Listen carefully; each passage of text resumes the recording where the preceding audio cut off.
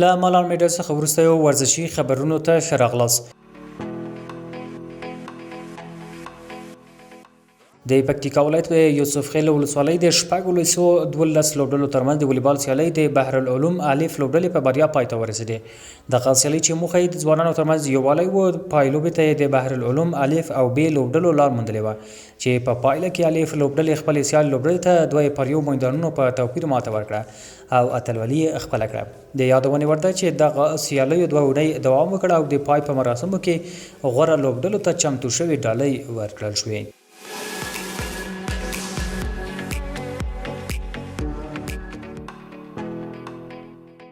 د لوګر ولایت د بدني روزنې او ورزش امریت او رزمي ورزشونو فدراسیون په همکارۍ د لوګر، کابل، پکتیا، خوست، پکتیکا او میدان وردګ ولایتونو له 4 شپېته ورزشکارانو ترمنځ د او سپورټس سبک سیالۍ چې د لوګر ولایت په کوربتوب ترسره شوې د لوګر ولایت په بریا پای ته ورسېدې. دغه سیالۍ د 2 کټګوریو ځوانانو او لویانو په مختلفو وزنونو کې ترسره شوې او 2 ورځې دوام وکړ. د دغه سیالیو موخه په یاد ولایت کې د رزمي ورزشونو وده او ورزش ته د ځوانانو هڅول شوي دي.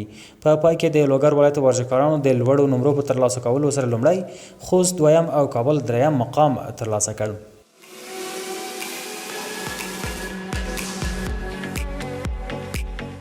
د دایکنډي د بدني روزنې او سپورت ریاست د غېږنیونې فدراسیون په همکارۍ د دایکنډي ولایت په شهرستان ولسوالۍ کې د 60 تنو غېږنیونکو ترمنځ سیالۍ پیل شوې. په دې سیالیو کې د ځوانانو او د لوړ عمر په کټګورۍ کې ورزشکارانو برخه اخیستې وه او د یوې ورځې لپاره یې په ګډه سیالۍ وکړې. د دغو سیالیو د پیلولو موخه په دغه ولایت کې د ځوانانو ورزش ته هڅول او د سیمه ییزو غېږنیونکو وده ده.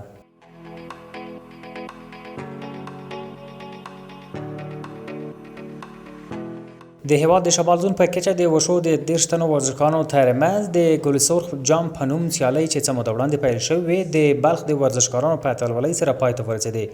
په دې سیالیو کې د جوزجان، سرپل او بلخ ولایتونو ورزشکارانو برخه اخیستې وه. د سیالیو موخه د هیواد په شمالي ولایتونو کې وشو ته وده ورکول او ورزش ته د ځوانانو هڅول وو. په پایله کې د لوړو امتیازونو په ګټلو سره بلخ لومړی، جوزجان دویم او سرپل دریم مقام خپل کړ.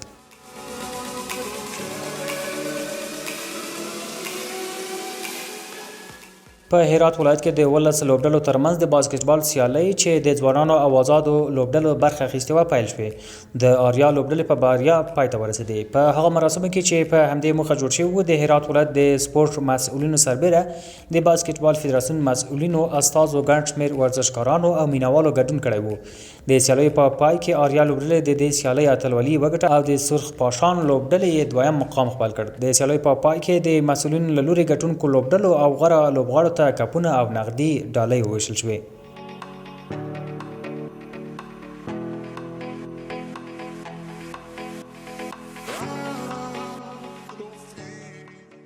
د دایکنډي ولایت د بدني روزنې او سپورت ریاست په همغږۍ د شهرستان ولسوالۍ د ورزشي کلبونو د روزونکو لخوا د 60 جوړو او 40 تنو ورزشکارانو یو ورځنۍ سیالۍ د لوی اختر کپ تر نامه لاندې په لاره واچول شوې.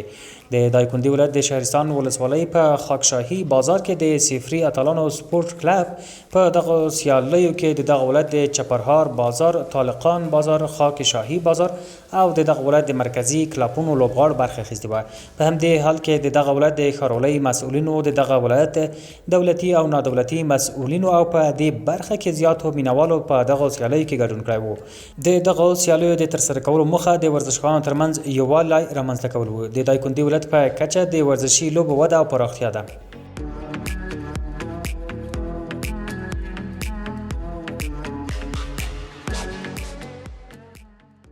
د کندوز ولایت د بدني روزنې او ورزش ریاست اړوند کورش فدراسیون له لوري د لومړي ځل لپاره د کورش ساحلي لوبغالی پرانیستل شو. په همدې موخه په جوړ شویو مراسمو کې د افغانستان د کورش ملي فدراسیون رئیس سید محمود ضیا دشتي، د یاد ولایت د بدني روزنې او ورزش رئیس قاری عزت الله سینان، د یاد ولایت د کورش رئیس الحاج محمد انور جی، ورزشي مسؤلینو او ورزشکارانو ګډون کړی وو. د یادونې وړ ده چې د یادو مراسمو په پای کې لسګونو پهلوانانو ترمنځ د کورس سیالۍ هم ترسره شوې.